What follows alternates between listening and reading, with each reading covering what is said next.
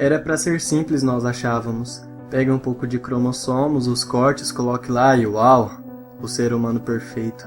Eu ainda não tenho certeza do que deu errado. Talvez um erro de cálculo, ou talvez algo além do nosso controle. Quem vai saber? Nós, alguns colegas meus que são psicólogos e eu, estávamos intrigados com as emoções humanas.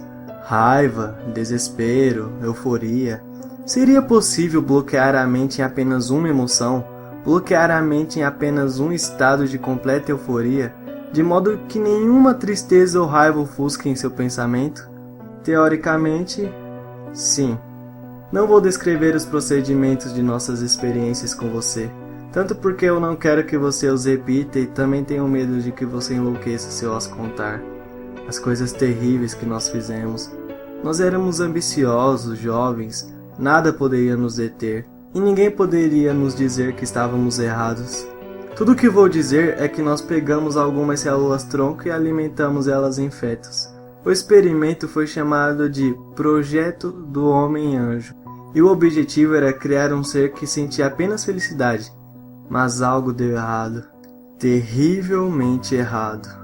Metade das cobaias morreram inesperadamente, sem aviso prévio, sem nenhuma causa justa. A metade restante, em sua maioria, nasceram horrivelmente distorcidas. 3 nasceram bem. Perfeito, nós pensamos. Um ser humano com capacidade mental superior a qualquer outro, devido a seu estado sempre eufórico. Eles eram perfeitamente normais até seus 18 meses de idade. Foi quando apareceram os primeiros sintomas: falta de equilíbrio, dificuldade para dormir, comer, baixa capacidade de resposta. Todos nós, no fundo, estávamos em pânico, é claro. Mas por fora permanecemos calmos e continuamos com o projeto. Deveríamos ter parado ali. Devíamos ter pegado as cobaias sacrificadas e então queimar e fechar o laboratório. Mas nós continuamos. As coisas só pioraram. Os movimentos deles se tornaram cada vez mais esporádicos e eles ainda não poderiam proferir palavras, embora pudessem rir, e faziam isso muitas vezes, muito frequentemente. Mas não um riso feliz, era um riso quieto, quase que um sorriso nervoso e constante. Não importava quanta dor era infligida sobre a cobaia, ela simplesmente te encarava e ria, como se estivesse zombando de você, chamando de fútil suas tentativas de a prejudicar. Esperávamos que as cobaias tivessem uma capacidade extra de aprendizagem, mas o contrário ocorreu. O desenvolvimento mental delas era severamente atrasado. Elas não conseguiam prestar atenção em algo por mais de alguns minutos antes de cair em mais um ataque de riso. Mas nós continuamos, esperando que os sintomas fossem sumir conforme as crianças ficassem mais velhas.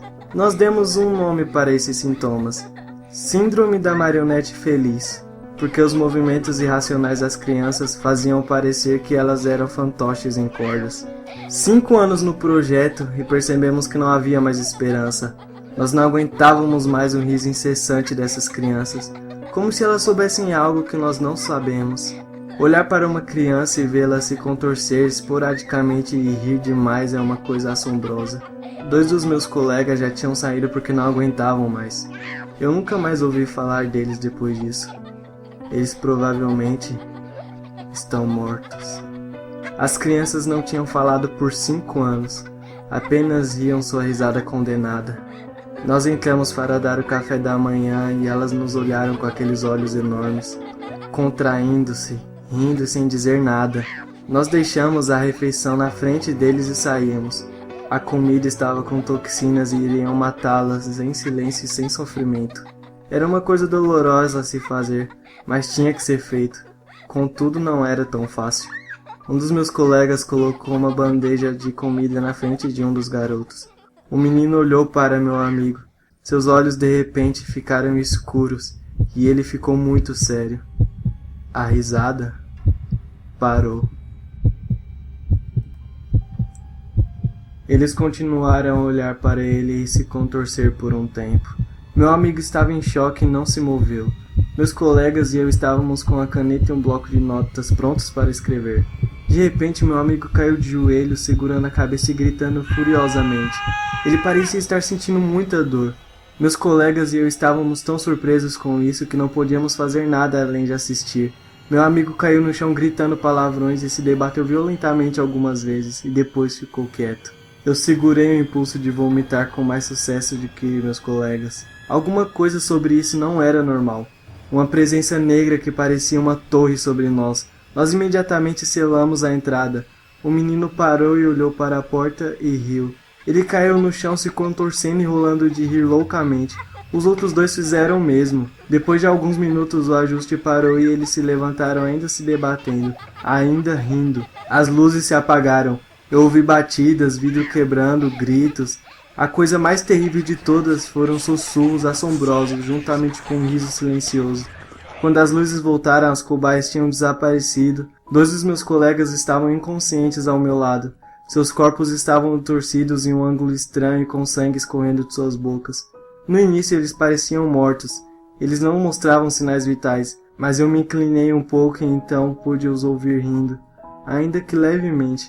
Fui examinar meu amigo, sem pulso, sem respiração, mas ele continuou rindo baixo. Embora as cobaias tenham sumido, eu ainda sentia como se algo estivesse me observando, algo que estava à borda da minha visão, mas que eu nunca seria capaz de ver. Eu ainda sinto que estou sendo vigiado. Ainda ouço riso, sussurro, nos meus sonhos e às vezes quando estou acordado. Quando isso acontece, eu corro. Eu me levanto e saio de qualquer lugar onde eu esteja. Não sou capaz de ficar no mesmo lugar por alguns dias por causa disso. Isso se espalhou. Outras crianças foram vistas com sintomas semelhantes. Eu não tenho nenhuma ideia de como isso se espalhou. E não era para ser algo que se espalha. Alguém em algum lugar fez algo sobre a disjunção do cromossomo 15 e que manteve as pessoas felizes no escuro. Por agora, a doença foi chamada de Síndrome do Homem-Anjo. Até agora os surgimentos não foram perigosos, mas eu sei que as originais ainda se escondem em algum lugar. Eu sei que eles estão vindo atrás de mim. Sei que eles vão me encontrar. Eu aceito isso. É o que eu recebo por tentar mexer com a natureza. Deixo aqui esta carta como um aviso. Eles estão indo atrás de você também. Eles estão indo atrás de todos nós. Se alguma vez você ouvir sussurros, risos à beira de seu ouvido, corra. Se alguma vez se sentir como se algo está na borda de sua visão e você não consegue enxergar, apenas corra. Além disso, vou lhes avisar isso. Primeiro, não mexa com o que não é seu.